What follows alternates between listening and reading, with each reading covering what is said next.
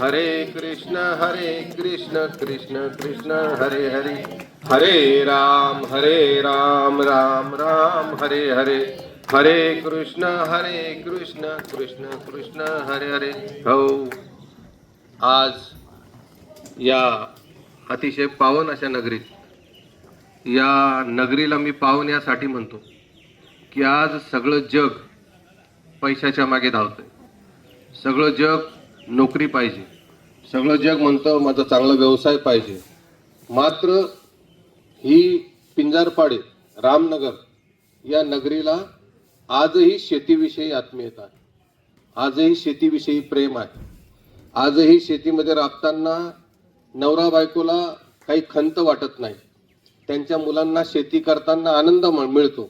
आणि म्हणून मला वाटतं की या नगरीला रामनगरी किंवा पावन नगरी म्हणावं पिंजारपाडे गावाला, असं मला वाटतं. मी काही आज नाही आलो या नगरीत, यापूर्वी अनेकदा आलो आणि या गावातल्या लोकांना पाहिलंय की कशा पद्धतीने हे शेती करतात, शेतीवर किती जीव टाकतात, शेतीसाठी किती खस्ता खातात. आणि म्हणून या नगरीविषयी मला आत्मीयता आहे. मात्र या नगरीतली आज आपल्या तुमच्या सगळ्यांना प्रेमाने हाक मारणारी, जीव लावणारी गंगाबाई रामचंद्र जाट किंवा गंगाबाई रामचंद्र भवरे या आपल्यातून निघून गेल्या. आणि त्यांच्या दशक्रिया विधी किंवा उत्तर कार्याच्या या पूर्वार्धाला तुम्ही मला इथे बोलवलं. हे बोलवणं त्यांच्या लेकराने, त्यांच्या सुपुत्राने म्हणजे विजयने मला बोलवलं. मी विजयचा बालमित्र, लहानपणापासूनचा मित्र. आम्ही शिक्षण सोबत घेतलं, त्याची वाट वेगळी झाली, माझी वाट वेगळी झाली. आणि मोठ्या कालावधीनंतर आम्ही पुन्हा एकत्र आलो आणि ती दोस्ती आजही आम्ही टिकून ठेवली आहे. आज आम्ही वयाच्या 50 मध्ये चाललो तरी आमचं बालपणीचं जे प्रेम आहे, बालपणीची जी मैत्री आहे ती आम्ही टिकून ठेवली आहे. कारण या दोस्तीमध्ये, या मैत्रीमध्ये कुठलाही स्वार्थ नाही, कुठलाही द्वेष नाही, कुठलीही आसक्ती नाही. आमचं निर्मळ निष्पाप असं प्रेम आहे, हे वर्गमित्रांचं प्रेम आहे. आणि मग अशा या त्यांच्या आईच्या दुःखद निधनाला आमचं कुटुंब आलं. आणि त्या दिवशी तुमच्या या गावामध्ये माझ्या लक्षात आलं की कोणत्याही दिशेला जा, मुंबईकडे जा, पुण्याकडे जा, कुठेही जा, कोणाच्याही डोळ्यातून, घरातलं सदस्य गेल्यानंतर डोळ्यातून टिपूसही येत नाही. काही भागात तर भाड्याने माणसं लावावे लागतात रडायला. आणि इथे मात्र आई साहेबांच्या प्रेताभोवती आलेला प्रत्येक नातेवाईक अश्रू ढाळत होता. आणि त्यांचं आज आपण गुणगान करणार आहोत, त्यांचं स्मरण करणार आहोत. ते स्मरण करत असताना आपल्याला काही गोष्टी आपल्या लक्षात ठेवायच्या आहेत. तर विजय रामचंद्र भवरे किंवा सुरेखा विजय भवरे सुनबाई हे आहेत, यांचे जावाई मंडळी होती कुळथेकर रामसिंग सूरजमल कव्हाड किंवा वाकलेकर सूरजमल केसरसिंग चौधरी. मुली आहेत लकाबाई रामसिंग आणि कमलबाई सूरजमल. नातू आहे शुभम आहे, अभय आहे. नातसून माया त्या प्रेत यात्रेच्या दिवशी तिचीच लगबग होती की आजीचं प्रेत जाताना कसं त्याला मी सजवावं, कसा शेवटचा निरोप द्यावा. शेवटचा निरोप देताना त्या नात सुनेला बडबडून आलं होतं, पण तरी तिची सगळीकडे धावपळ चालू होती. आणि मग व्याही आहेत शांताराम उत्तम बिजारणे, या सगळ्यांवर अतिशय निरपेक्ष प्रेम करणारे, त्या सगळ्यांना आपलं म्हणणारी, त्या सगळ्यांच्या येण्या जाण्याला एक आधार असणारी आमची गंगाबाई आमच्यातून गेली. म्हणजे मी असं म्हणेल, या घरची गंगा आटली, पुन्हा नवीन पाझर फुटला पाहिजे. तर या आटलेल्या गंगेला आपण अधिक पवित्र भावनेने स्मरण करूया, यासाठी आज मी तुमच्या समोर आलोय. मी आज चिंतनासाठी विषय घेतलाय, क्षणाक्षणा हाची करावा विचार तरावया पार भवसिंधू. प्रत्येक क्षणाला या गोष्टीची आठवण राहिली पाहिजे की आपल्याला हा भवसिंधू पार करायचा आहे. भवसिंधू केवढा आहे, कोणाचा छोटा कोणाचा मोठा आहे. कोणी जन्माला आल्याबरोबर जातं, कोणी तरुणपणात जातं, कोणी प्रौढपणी जातं, कोणी वृद्धपणी जातं. तर हा प्रत्येकाचा भवसिंधू आहे. हा भवसिंधू पार करण्यासाठी क्षणाक्षणाला आपल्याला आठवण पाहिजे. क्षणाक्षणा हाची करावा विचार तरावया पार भवसिंधू, नाशिवंत देह जाणार सकळ. हा देह क्षणभंगूर आहे. नाशिवंत देह जाणार सकळ, आयुष्य खातो काळ सावधान. मला वाटतं तुम्हा आम्हाला ही आठवण येते पण केव्हा? जेव्हा स्मशानभूमीमध्ये प्रेत जळतं तेव्हाच आपल्याला वाटतं की या माणसाने एवढी उठाठेव केली कशासाठी केली, या माणसाने एवढ्या खस्ता खाल्ल्या कशासाठी केल्या. मेल्यानंतर तर चिमूटभर राख होणार आहे, अग्निस्वाहा म्हणणार आहे, आपलं अस्तित्व राहणार नाहीये, आपण पुन्हा या जगाला दिसणार नाही किंवा आपल्याला हे जग पुन्हा दिसणार नाही. असं सगळं त्या स्मशानामध्ये बसल्यावर आपल्याला विचार येतो मनात. त्याला स्मशान वैराग्य म्हणतात. स्मशानापुरतंच ते वैराग्य येतं. तिथून उठलो आपण आपल्या घराकडे निघालो की पुन्हा मोह माया स्वार्थ सगळं आपल्या मनामध्ये आपल्या सोबत त्या स्मशानातून परत येतं आणि आपल्याला मृत्यूची आठवण पडून जाते. मृत्यू आपल्याला आठवत नाही, मृत्यू आपल्याला पुन्हा स्मरणात येत नाही. आणि म्हणून आजच्या चिंतनाला मी हा अभंग घेतलाय आणि त्या अभंगाचं मूळ सारच हे आहे की आपलं जीवन जगत असताना आपल्याजवळ काय असावं, तर प्रत्येक क्षणाला ही आठवण असावी की मी या पृथ्वी तलावर काहीच घेऊन आलेलो नाही आणि या पृथ्वी तलावरून मी काही घेऊनही जाणार नाही. काय घेऊन आलो आपण, तर आपला फक्त हा देह घेऊन आलो. या देहाची लंगोटी आपण सोबत आणलेली नाही. आणली का? नाही. आणि या पृथ्वी तलावरून इहलोकाचा आपला प्रवास जेव्हा संपेल, जेव्हा आपल्याला अग्नीच्या स्वाधीन करतील स्मशानात, तेव्हा आपल्या अंगावरची एखादी लंगोटी येईल का सोबत? नाही.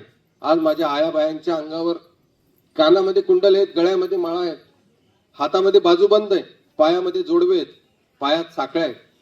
या सगळ्या कुठपर्यंत? तुमचा देह जिवंत आहे तोपर्यंत.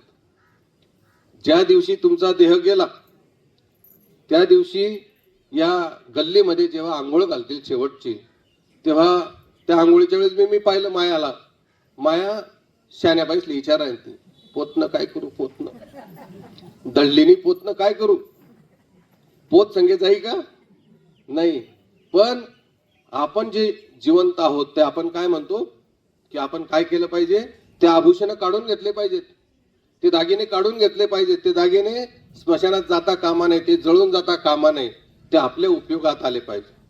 मग तुम्ही कितीही जीव टाकला, कितीही कष्ट केले, कितीही हायउपस केली, तरी त्या कुडीतला प्राण गेला की तुम्ही तुमची माती झाली, तुमची राख झाली. आणि म्हणून क्षणाक्षणाला हा विचार असला पाहिजे. हा विचार जर तुमच्या मनात नसेल तर मग मात्र तुम्ही बेदरकार वागतात. तुमच्यामध्ये अहंकार येतो, तुम्हाला गर्व चढतो, तुम्हाला असं वाटतं की माझ्यामध्ये जी ताकद आहे ती कोणामध्ये नाही आणि त्या ताकदीच्या बळावर मी या गावावर राज्य करेन, मी या समाजावर राज्य करेन, मी या नातेवाईकांवर राज्य करेन. पण मला सांगा, कितीही मोठा पैलवान झाला, एके दिवशी त्याचे गात्र थकतात, तो संपतो, त्याचे हात उठत नाही, त्याचे पाय चालत नाही, त्याची नजर पुरत नाही, त्याला खाता येत नाही, केवढाही पैलवान असू द्या. तर या निसर्गाचा नियम आहे.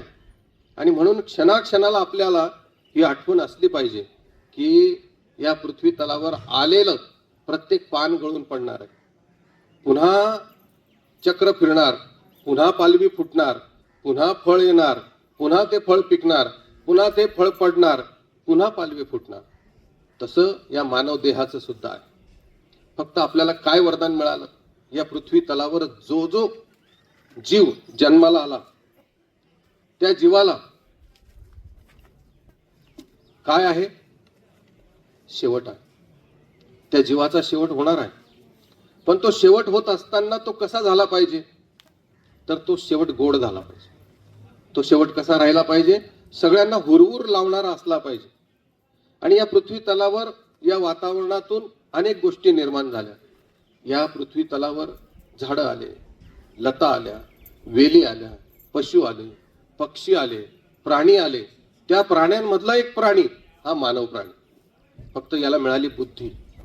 आणि त्या बुद्धीच्या जोरावर याने काय करावं, तर याला वाघ सिंहासारखी छाती आहे का की फाडून खाईल कोणाला? शक्य नाही. याला पाण्यातल्या माशासारखं पोहता येतं का? तर अजिबात पोहता येत नाही.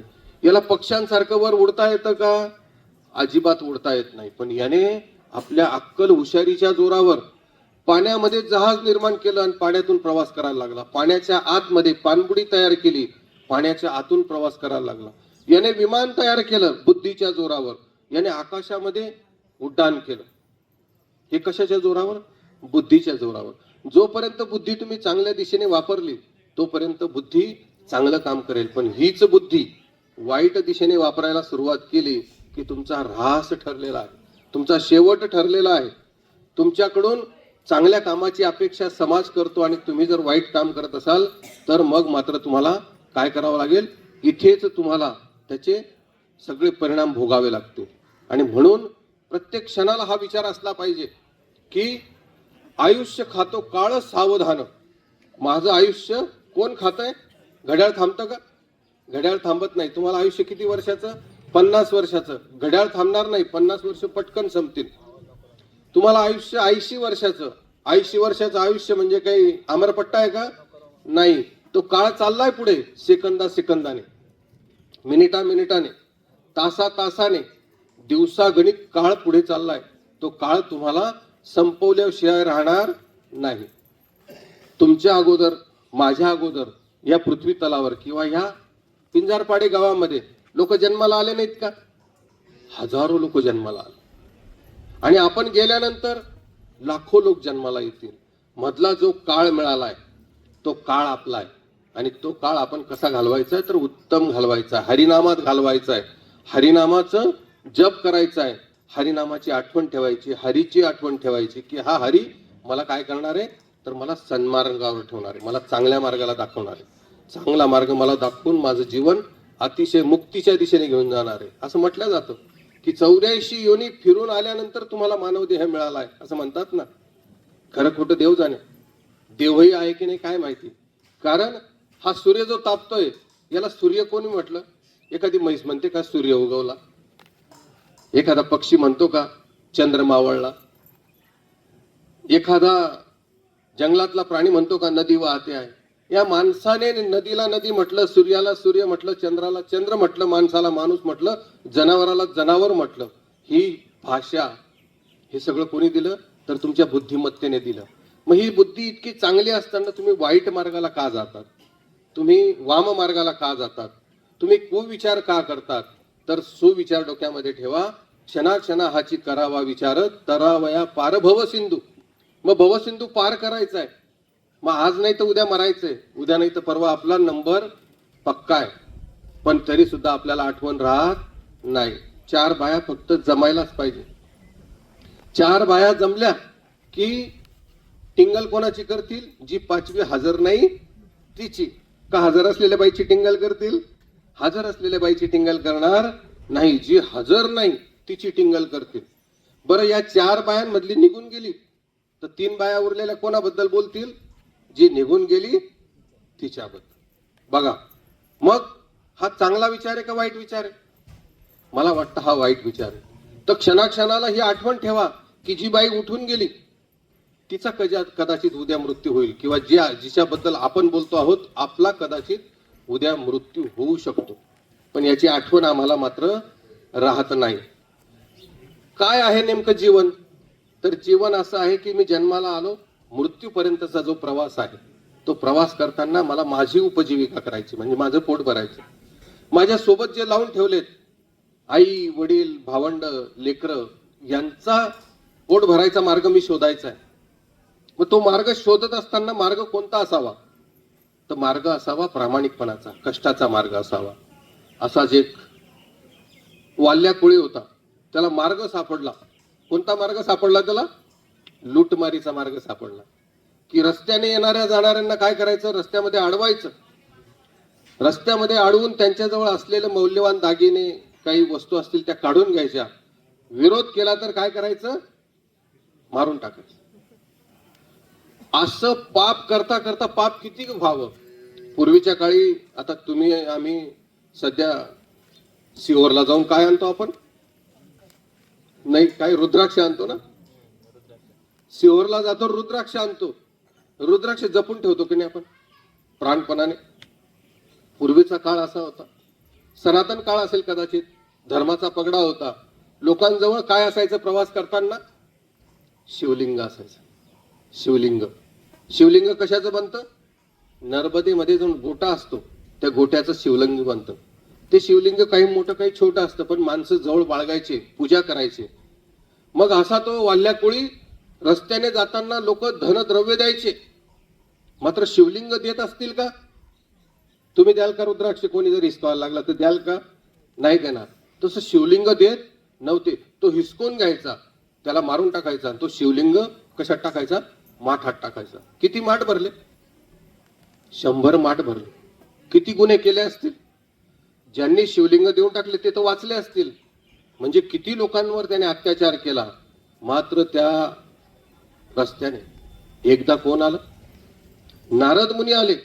नारायण नारायण नारायण नाम जप करत, नारायणाचा जप करत नारद मुनी आले. आणि रस्त्यामध्ये कोणी अडवलं? वाल्या कोळ्याने. नारद मुनीने त्याला सांगितलं की अरे मला का अडवलं? म्हणे तुमच्याकडे काय धनद्रव्य असेल ते मला द्या. म्हणे माझ्याकडे काहीच नाही, चिपळ्या आहेत, माझ्याकडे विना आहे, याच्यावर माझ्याकडे काहीच नाही. तो म्हणाला नाही नाही, तुमच्याकडे काहीतरी असेलच. त्याने शोधाशोध केली, काही सापडलं नाही. आणि नारद मुनी हा व्याख्याता होता त्या काळचा. नारद मुनी हा उपदेश करायचा, चुकीच्या मार्गाला जे असतील त्यांना सन्मार्गावर आणण्यासाठी प्रयत्न करायचा. आणि मग नारद मुनीने त्यांना उपदेश करायला सुरुवात केली की अरे तू काय करतोय? वाटमारी करतो, लोकांना तू हत्या करतो, लोकांचं धन द्रव्य लुबाडतो, हे पाप फेडशील कुठे? म्हणे मी तर, माझा हा उपजीविकेचा मार्ग आहे, मी माझ्या कुटुंबाचं पालन पोषण करतो. आणि मग नारद मुनीने त्याला सांगितलं की हे पाप आहे, आणि या पापाची वाटेकरी कोण कोण आहेत तुला माहिती आहे का? म्हणजे मग या पापाची वाटेकरी माझी आई, माझे वडील, माझी बायको, माझे लेकर सगळे या पापाची वाटेकरी आहेत. नारद मुनी म्हणाले नाही बाबा नाही, कोणीच पापाचा वाटेकरी. सोडवेना बंधू पाठीची बहीण, अनेक सोय रे दूर होय. कोणीच येणार नाही. तू जे पाप करशील त्या पापामध्ये पापाचा वाटेकरी तूच आहे. कदाचित पुण्याचा वाटा उचलायला बायको हजर राहील, पोरगा हजर राहील, पण पापाचा वाटा उचलायला कोणीच नाही. त्या वाल्या कोळीला वाटलं हा मला फसवतोय.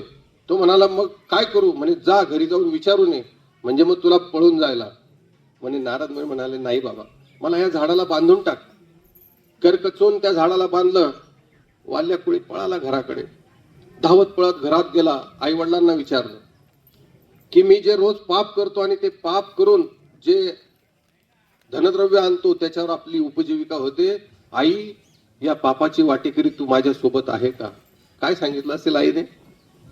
नाही बाळा, मी या पापाची वाटेकरी नाही. आमचं पोट भरण्याची जबाबदारी तुझी आहे. तू कोणत्या मार्गाने पोट भरतो ते तुझं तुला माहिती, आम्हाला माहिती नाही. धावत पळत वडिलांकडे गेला. वडिलांना विचारलं मी जे पाप करतो आपलं कुटुंब चालवण्यासाठी, मी जे धनद्रव्य आणतो लुटून, त्या पापाची वाटेकरी तुम्ही होणार का? ते म्हणाले नाही रे बाळा, मी कसा पापाचा वाटेकरी होईल? तू माझा लेक आहे. मी माझ्या बापाची जपणूक केली, माझ्या बापाला शेवटपर्यंत खाऊ पिऊ घातलं, सेवा केली, तशी सेवा तू माझी करतो. तू कोणत्या मार्गाने आणतो धनद्रव्य मला माहिती नाही, तुझ्या पापाचा वाटेकरी मी नाही. अशाच प्रकारे बायकोने नाही सांगितलं, पोरांनी नाही सांगितलं. आणि मग वाल्या कोळीच्या डोक्यात त्या क्षणाला विचार आला, क्षणाक्षणी हाच करावा विचार, तरावया पार भव सिंधू. पळत पळत आला वाल्मिक ऋषी.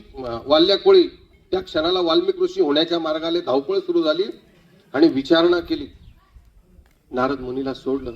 नारद मुनीला सांगितलं की मला आता मार्ग सांगा. पापाचा वाटेकरी कोणीच नाही. मी तर खूप पाप केलं, मी तर अनेक हत्या केल्या, या हत्येतून सुटका माझी नाही, मला मार्ग सांगा. नारद मुनीने तत्काळ नामस्मरणाचा मंत्र दिला. कोणता मंत्र दिला? काय म्हणायला सांगितलं? राम राम. तो तर अडाणी माणूस, तो तर अधम माणूस, तो तर खलनायक, त्याला नामस्मरण येईल का? नामस्मरण येणार नाही. खळ माणसाला नामस्मरण येणार नाही. नामस्मरणासाठी चित्त शुद्ध लागतं, मनातला भाव प्रामाणिक लागतो. हरीच्या नामासाठी तुम्हाला सगळ्यांवर प्रेम करता आलं पाहिजे, सगळ्यांना आपलं म्हणता आलं पाहिजे. हा तसा होता का? नाही. त्याला राम म्हणता येईना. पण तो काय करायचा? सदा लोकांना सांगायचा मरायला तयार व्हा, तुम्ही जर पैसे दिले नाही तर मग मरा. मग नारद मुनीने सांगितलं, तू मरा मरा म्हण, मरा मरा मरा मरा मरा. आला का नाही राम? मंत्र उलटा दिला. पण वाल्या कोळीचा तो कोण झाला? वाल्मिकी ऋषी झाला. बघा, नामस्मरण ज्या क्षणाला मिळालं त्या क्षणाला माझा भवसिंधू पार झाला की नाही, तर त्या क्षणाला वाल्या कोळीचा वाल्मिकी ऋषी झाला. मला वाटतं तुमच्या आमच्या मनामध्ये षड्रिपू आहेत. किती षड्रिपू आहेत? काम, क्रोध, लोभ, मोह, मद, मत्सर सगळे ठासून भरलेले आहेत. पण तरी देखील आमच्यामध्ये वात्सल्य आहे. मी जर आई झाली तर माझं प्रेम कोणावर असतं? माझ्या लेकावर असतं. मी जर बायको झाली माझं प्रेम कोणावर असतं? माझ्या नवऱ्यावर असतं. मी जर नवरा झालो माझं प्रेम कोणावर असतं? माझ्या बायकोवर असतं. मी जर लेक झालो माझं प्रेम माझ्या आई बापावर असतं. मी जर भाऊ झालो माझं प्रेम माझ्या भावावर असतं. मी जर बहीण झाले माझं प्रेम माझ्या भावावर असतं. प्रेम तुमच्या आतमध्ये वास करतं. पण षड्रिपू, जिथे जिथे स्वार्थाला षड्रिपू वाढत जातो. आणि म्हणून माय मावल्यांनो, आपल्या प्रेमाला अधिक वाव द्या. आपल्या आत असलेल्या प्रेमाला बाहेर निघू द्या. विचार करू नका. लेक आली तर आईला वाटतं की नाही हिला पावशेर धान्य द्यावं, लोणचं बांधून द्यावं, पापड बांधून द्यावे, वडे देऊन द्यावे, कुरडया देऊन द्याव्या, वाटतं ना? मग हाच भाव जर शहरामध्ये गुरुजी, शहरामध्ये राहणाऱ्या देराणीला जर जेठानीने पापड दिले, लोणचं दिलं, तर प्रेम वाढेल का घटेल? वाढेल ना? वाढू देतात का बाया? वाढू देत नाहीत. ते प्रेम आटत चाललंय. आणि म्हणून क्षणाक्षणाला हा विचार करा की जेव्हा मी या इहलोकाची यात्रा संपून बाहेर निघेल तेव्हा माझी देराणी माझ्यासाठी रडली पाहिजे. काय चालू आहे जगामध्ये? एक पोरगी होती, पुण्यामधली गोष्ट. एका पोरीने ऑनलाईन पैसे आईच्या खात्यातून काढून घेतले. किती? 64,000 रुपये. आईला समजेल का नाही? आज नाही तर उद्या समजणार. आईला समजू नये म्हणून पोरीने काय करावं? रात्री आई झोपली आणि आईच्या डोक्यामध्ये दगड टाकला. कशासाठी? 64,000 रुपयासाठी जन्मदात्या आईच्या डोक्यामध्ये दगड टाकला. बापाने दारू प्यायला पैसे दिले नाही म्हणून बापाच्या डोक्यात कुऱ्हाड टाकली. मला सांगा, असा जर विचार तुमच्या डोक्यात येत असेल तर तुमचा भवसिंधू पार होईल का? तुम्हाला कुठे जावं लागेल? जेलमध्ये जावं लागेल. तुमचं इतकं आनंदाने सुंदर जग आहे, सुंदर गाव आहे, किती प्रेमळ माणसं आहेत, यांच्यामध्ये न राहता तुम्हाला कुठे ठेवलं जाईल? काळ कोठडीमध्ये ठेवलं जाईल, तुरुंगामध्ये ठेवलं जाईल. आणि मग तेव्हा मात्र आपल्याला काय आठवेल? मग तेव्हा हरिनाम आठवेल. आणि मग तेव्हा म्हणायचं, हरे राम राम राम हरे हरे, हरे कृष्ण कृष्ण कृष्ण हरे हरे. कृष्ण वाचवायला येईल का? राम मदतीला येईल का? नाही. तुम्ही आईला मारताना कोणीतरी पाहिलंय? तुम्ही बापावर कुऱ्हाड मारले कोणीतरी पाहिलंय? या जगामध्ये लपून एकही गोष्ट होत नाही. आणि म्हणून मला वाटतं की प्रत्येक क्षणाला हा डोक्यामध्ये विचार पाहिजे की मला भवसिंधू पार करायचा आहे. आणि हा भवसिंधू पार करत असताना मला क्षणाक्षणाला हीच आठवण ठेवायची आहे की माझा आत्मा हा नश्वर आहे, माझं शरीर हे नष्ट होणार आहे. मी आज नाही उद्या या पृथ्वी तलावरून जाणार आहे. या क्षणभंगूर आयुष्याची ज्याने आठवण ठेवली तो अतिशय प्रेमाने वागतो, तो अतिशय नीतिमत्तेने जगतो, तो अतिशय सच्छील बनतो, तो अतिशय सत्यवचन बोलतो. आणि म्हणून आजच्या या दिवशी मला वाटतं की आपण या गोष्टींचं चिंतन मनन केलं पाहिजे की मन करारे प्रसन्न सारे सिद्धीचे कारण. मन कसं केलं पाहिजे? प्रसन्न. प्रत्येक वेळेस रडतात. काय रडतात? आमना वाटा पडना, आमना वाटा पडना, चांगली जमीन तेसले घेईन, खराब जमीन आमले उनी. रडतस का नाही? वाटा पडणार, भांडा तेसनी जास्त लिहिल्या आमले कमी दिना. चांगलं घर तेच लेगे खराब घर आमले उन. एक बी माणूस असं म्हणता तिकनं नाही की चांगलं घर माले उन, चांगलं वावर माले उन असं म्हणता एक बी माणूस दिसत नाही. जय. तर मन करा रे प्रसन्न सारे सिद्धीचे कारण. मन प्रसन्न करा आणि कोणत्याही गोष्टीमध्ये सिद्ध व्हा. कोणत्या गोष्टीत सिद्ध व्हा? शेती करायची असेल, शेती प्रसन्न मनाने केली, नांगरणी केली, वखरणी केली, पेरणी केली, कापणी केली, मळवणी केली, तर ते धान्य येईल तुमच्यापर्यंत. ते कसं येईल? अधिक चांगलं येईल, सकारात्मक येईल. मन करा रे प्रसन्न सारे सिद्धीचे कारण. नका शेती करू, व्यापार करा. व्यापार करत असताना तो जर अधिक प्रसन्न मनाने केला. सध्या दुधाचा व्यापार चालू आहे देशभर. आपली जाट मंडळी, पंजाबी मंडळी, हरियाणवी जाट शक्यतो म्हशींचा व्यापार करतात.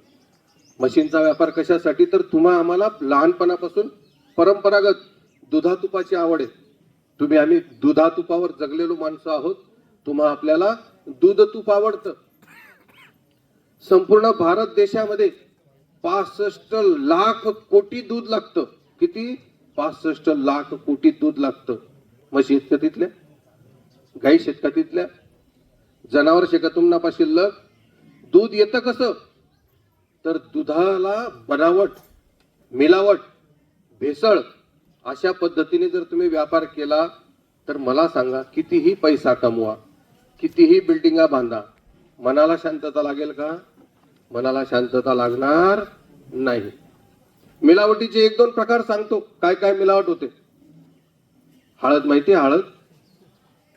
हळद खाल्ली, दुधात खाल्ली, भाजीत खाल्ली, काही अपाय? काहीच नाही. हळदीमध्ये मिलावट काय गुरुदेव? लाकडाचा भुसा असतो ना. कशातला? स्वामिल मधला लाकडाचा भुसा हळदीत काढून द्या. लक्षात येईल का? लक्षात येणार नाही. दुधामध्ये मिलावट. काय मिलावट? युरियाचं पाणी करायचं आणि ते दूध म्हणून विकायचं. मिलावट कशाची करायची? आईस्क्रीम किंवा लस्सीमध्ये मिलावट कसली? कागद आहे ना, कागद. याला पाण्यामध्ये भिजवायचा, याचा चोथा करायचा आणि तो लस्सीमध्ये कालवून. जा एखाद्या मोठ्या शहरामध्ये ज्यूस पितात तुम्ही. ते ज्यूस पिताना ज्यूस कशाचं करायचं? पपईचं. आणि त्याच्यामध्ये इसेन्स कशाचा टाकायचा? आंब्याचा. तुम्ही ज्यूस कशाचा पिताय? आंब्याचा. आहे कशाचा? पपईचा, कच्च्या पपईचा. मन करा रे प्रसन्न सारे सिद्धीचे कारण. तर सिद्धी जर मिळवायची असेल तर मन प्रसन्न पाहिजे. मनामध्ये खळ नको, मनामध्ये मळ नको, मनामध्ये स्वार्थ नको, तर तुम्ही त्या मार्गाला जाणार आहात. आणि हा विचार क्षणाक्षणाला तुमच्याजवळ असला पाहिजे की मी कितीही वाम मार्गाने कितीही पैसा कमवला, या पैशाचा उपभोग घेण्यासाठी मी इथे राहीलच याची शक्यता फार कमी आहे. काय असावं? या क्षणाक्षणाला विचार करता माणूस कसला विचार करतो? एक जवाई. सध्या जवाई कसा पाहिजे? प्रत्येक बाईले सांगा बरं, कसा पाहिजे जवाई? नोकरीवाला पाहिजे. शेतकरी जवाई पाहिजे का एखादी बाईले? नोकरीवाला पाहिजे. नोकरी कोठे पाहिजे? आको पुण्याले नाही ते मुंबईले. नोकरीवाला जवाई पाहिजे. आणि नोकरी बी कोठे पाहिजे? पुण्याले नाही ते मुंबईले पाहिजे.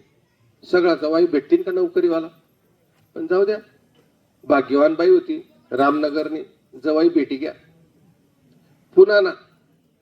पुनाना जवाईले काहीच माहिती नाही की खेड कसं राहत. पुनाना जवाईले खेड कसं माहिती राहत नाही. जवाई भेटी घ्या. यसले मोठं कौतुक. जवाईदा खडूपटा गावले. जवाईले एक दिवाळीला बोलावं. जवाई बी उन्हा दिवाळीले. जवाईले बाकीनं काहीच माहिती नाही. खेळणाऱ्या रीत भात.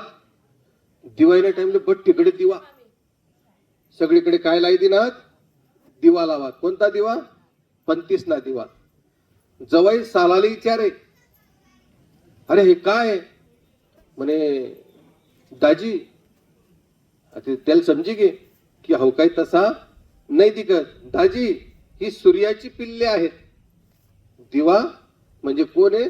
सूर्याची पिल्ले आहेत. त्यांना मन त्या क्षणले विचारू ना की एखादं पिल्लू आपण लिजावायला पाहिजे चालत आई मोठं होईल आपला स्वतःला सूर्य तयार होईल. सूर्याची पिल्ले आहेत दाजी. दाजी रातभर विचार करे काहीतरी करूच चालत.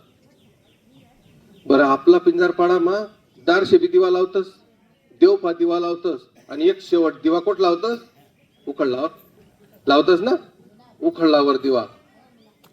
जवाई संध्याकाळला बरे कुठे घ्या बाहेर घ्या आणि बाहेर जायचं तो दिवा उचला दपाडी दूध चला म्हणे आता आणि धपाडाल कोठे घ्या चाराना गुडवर. चाराना गुड 2 पुया बाजूला ख्यात आणि तटे दिवा ठेदी ना सकाळी लिहिदास म्हणे हो वारा हो ना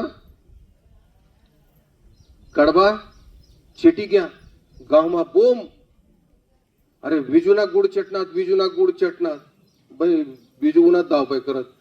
जवाई कथाय जवाई कथाय जवाई गुच्चूप जवाई द्या मैगे झाला आपली काहीतरी चूक व्हायले. मग जवाईला विचार का हो कुठे गेले होते म्हणे काही नाही हो माझा इथे मी दिवा ठेवला म्हणे कोणता दिवा म्हणे उकिरड्यावर तो तुम्ही सांगितलं सूर्याचं पिल्लू आहे ते मी तिथे ठेवलं म्हणे. हा सासराले समजी गे की कस काय चेटणा झाला गुड. मग गाववाला विचारत का कस काय चेटणा जाऊ द्या काही सांगता यावं नाही. तरी एक जण खोदी खोदी विचारेच दिला दादा सारखा का कस काय चेटणा काही नाही सूर्याचं पिल्लू आलं होतं आणि ते तिथं लपलं आणि त्याच्यामुळे कडबा चेटला. त्या क्षणाला फक्त काय आलं मनामध्ये स्वार्थ आला आणि स्वार्थ मनामध्ये आल्यानंतर तुम्हाला हे लक्षात आलं नाही की या स्वार्थाला कशा पद्धतीने लपवावं. स्वार्थ असावा परमार्थासोबत. स्वार्थ कसा असावा परमार्थासोबत जर स्वार्थ असला तर तो तुम्हाला थोडीफार शक्ती देतो जगण्याचं बळ देतो. कोण होता असा माणूस? असा माणूस होता संत तुकाराम. काय होता तुकाराम? संत तुकाराम पिढ्यानपिढ्यांचा सावकार. गावावर दुष्काळ पडला. गावावर दुष्काळ पडल्यानंतर त्याचं मन व्यथित झालं. संत तुकोबा भामनाथाच्या डोंगरावर जाऊन बसले आणि त्या डोंगरावर जाऊन विचार करायला लागले की आता करावं काय. गावात लोकांना खायला अन्न नाही आणि माझ्या घरामध्ये कोठ्या भरल्या आहेत. गावातल्या लोकांजवळ पैसा नाही माझ्याकडे बक्कळ पैसा आहे करावं काय. तुकाराम तिथून आले परत आणि भावाला सांगितलं मला असं वाटतं की लोकांना धान्य खुलं करून द्यावं. संत तुकारामाने आपले घरची कोठार उघडी केली आणि गावकऱ्यांना सांगितलं की पसा पसा धान्य घेऊन जा पोटभर खा. धान्य खाल्लं पण तुकाराम महाराजांच्या मनामध्ये विचार आला की यांच्या सगळ्यांची शेती माझ्याकडे गहाण आहे आणि म्हणून भावाला सांगितलं की मला वाटतं की या शेतकऱ्यांना कर्जमुक्त केलं पाहिजे आणि कर्जमुक्त करून मी स्वतःला परमार्थाकडे घेऊन जाणार आहे. तो म्हणाला भाऊ तू संत तू साधू मी संसारी माणूस मला असं करता येणार नाही. 2 वाटे पडले आणि गहाण खत किती तर 6 बैलगाड्या गहाण खत भरली. त्या 6 गाड्यांमधल्या 3 गाड्या भावाला दिल्या आणि 3 गाड्या संत तुकाराम महाराजांनी इंद्रायणीमध्ये सोडून दिल्या. सगळ्यात पहिलं कर्जमुक्त शेतकऱ्याला करणारा संत म्हणजे संत तुकाराम आहे. आपल्याला त्यांची आठवण येत नाही. क्षणाक्षणाला ही आठवण ठेवली पाहिजे. संत तुकाराम आज आपल्यात नाहीत पण जर ते गहाण खत बुडवलेच नसते तर ते संत झाले असते का? नाही. आणि ते संत झालेही नसते कदाचित सावकारच राहिले असते आणि त्या 3 गाड्या गहाण खत त्यांच्याजवळ राहिले असते पण त्यांचा आत्मा निघून गेल्यानंतर त्यांना त्याचा काही उपभोग घेता आला असता का? तर नाही. तर मला वाटतं की असा क्षणाक्षणाला जो विचार करेल त्या विचारावरच मला वाटतं की आपला भवसागर पार होईल. आपलं आयुष्य आनंदाने जाईल. याच संत तुकाराम महाराजांना अनन्वित प्रकारे छळ केला. त्या छळातून सुद्धा त्यांनी आपली सुटका नामस्मरणाने केली. नामस्मरण कोणतं? फक्त हरीचं नाम घ्या. संत तुकाराम महाराजांनी सांगितलं माझा देव काहीच मागत नाही. माझ्या देवाला होम नको, हवन नको, नवस नको, सायास नको, दक्षिणा नको, काहीच नको. माझा देव कसा आहे? फक्त हरिनाम घेतल्याने देव मला प्रसन्न होईल. देव माझे सगळे संकट दूर करील.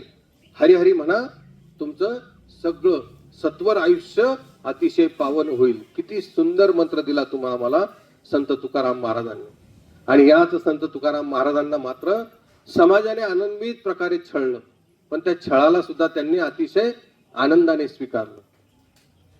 ते आनंदाने स्वीकारणं कसं होतं तर त्यांना माहिती होतं की मी या पृथ्वी तलावर काही क्षणाचाच पाहुणा आहे आणि तोच तुम्हाला आम्हाला अधिक चांगल्या पद्धतीने उत्तम मार्गाला नेण्यासाठीचा तो क्षण आहे. तो क्षण मला असं वाटतं की यांच्या निमित्ताने, यांच्या स्मरणाच्या निमित्ताने, त्यांच्या मरणाच्या निमित्ताने आम्ही देखील आमच्या मनामध्ये आठवला पाहिजे, साठवला पाहिजे. संत तुकाराम महाराजांचं चरित्र जर तुम्ही आठवायला सुरुवात केली तर कोणी कशा पद्धतीने सांगतं, कोणी कशा पद्धतीने. संत तुकाराम महाराज एकदा ऊसाची मुळी घेऊन येत होते रस्त्याने. सगळ्या पोरांनी त्या ऊस, प्रत्येकाने एक एक ऊस काढून घेतला. संत तुकाराम महाराजांना घरापर्यंत ऊस आणता आला का? नाही. पण आज मात्र तुम्हा आम्हाला लेकरांना जेवणाचा डबा देतो ना शाळेत, तरी आई सांगते डबा कोणाला द्यायचा नाही.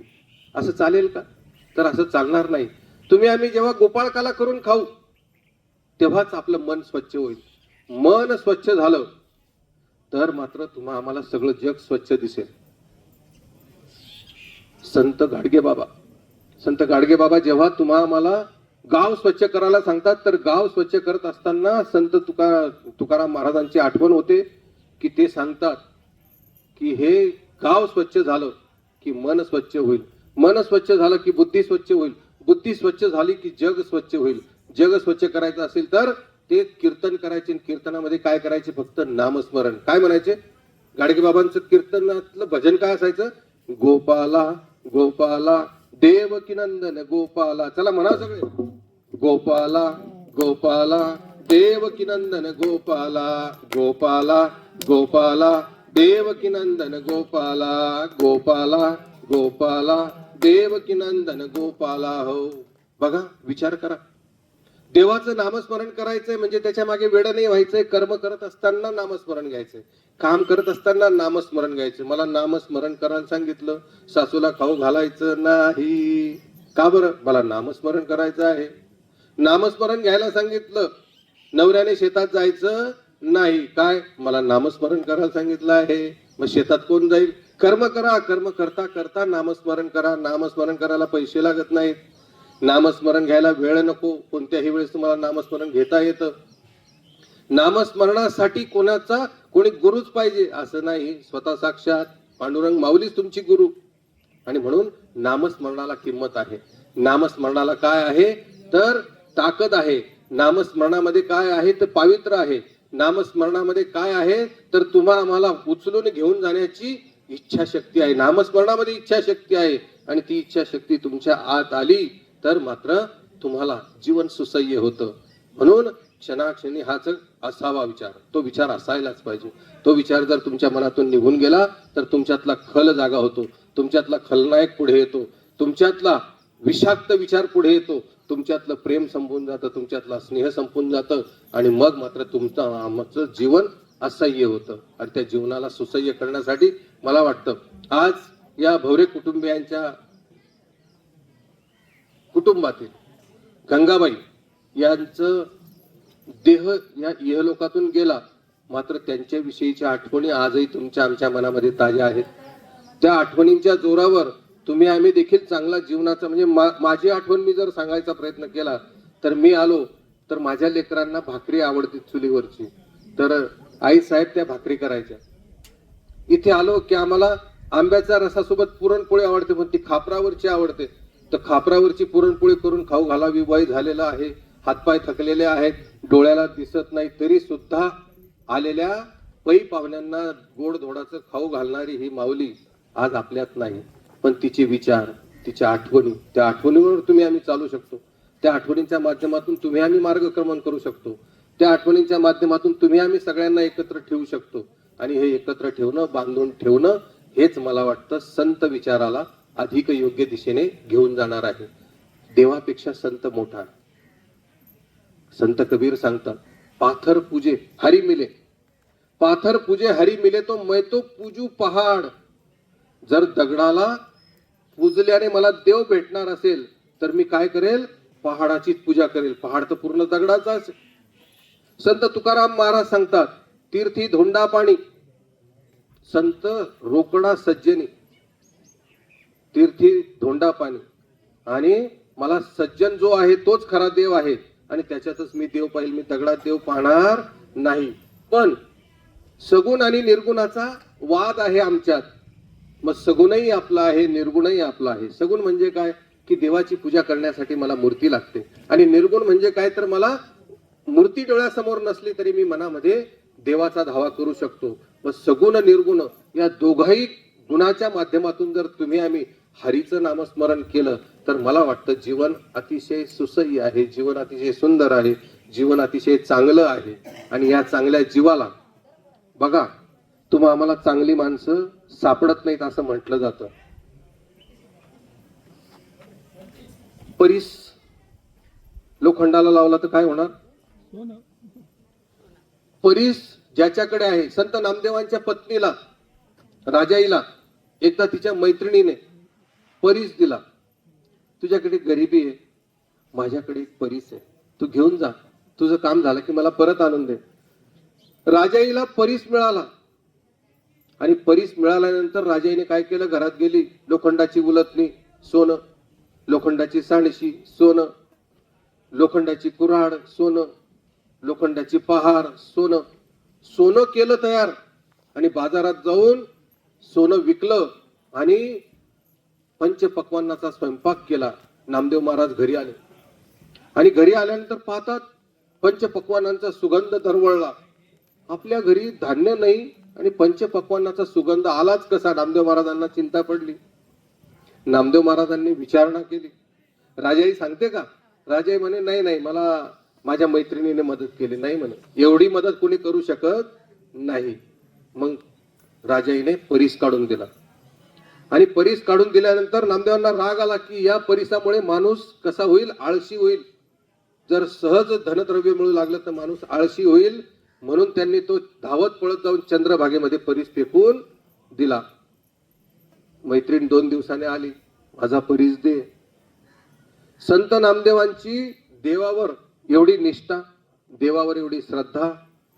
संत नामदेवांना देव कधीही अडचणीत येऊ देणार नाही. भांडण झाली, परीस हवा, परीस हवा. नामदेव गेले चंद्रभागेत, चंद्रभागेतली वाळू उचलली, हे सगळे परीस आहेत. आणि खरंच त्यातला कोणताही दगड उचलला, लोखंडाला लावला की सोनं व्हायचं.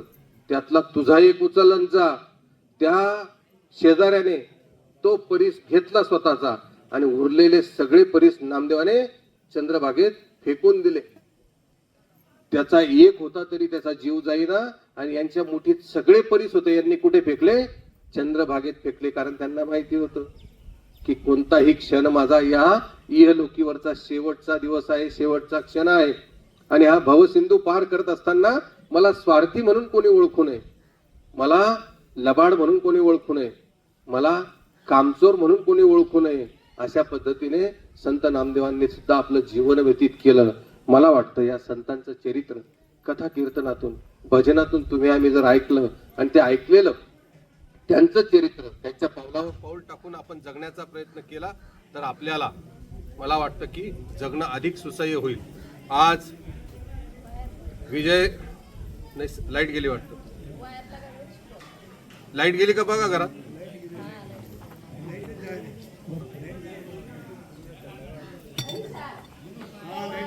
राहू दे नको नको, झालं वेळ पण झालं. पुन्हा आज या निमित्ताने मला आपल्या समोर हरिगुण गाण्याची 2 शब्द आपल्याशी संवाद साधण्याची संधी विजय रामचंद्र जाट यांच्या माध्यमातून आली. या कुटुंबावर आलेला जो आघात आहे, काळाने घातलेला आघात आहे, ती शक्ती त्यांना मिळो, की त्यांना हे दुःख पेलण्याची ताकद मिळो, आणि ही ताकद मिळत असताना तुमचा आमचा हातभार त्यांना लागो, अशी आजच्या दिवशी मी त्या कुटुंबाला हिम्मत देण्याचा प्रयत्न करतो. आणि पुन्हा एकदा तुमच्या सगळ्यांच्या माध्यमातून प्रवचनाला इथं थांबवतो. माझ्यासोबत सगळेजण जयघोष करणार आहात, तो जयघोष करूया आणि हे प्रवचन इथे थांबूया. बोला पुंडलिक वरदेव हरी विठ्ठल श्री ज्ञानदेव तुकाराम पंढरीनाथ महाराज की जय. जगद्गुरु संत तुकाराम महाराज की जय.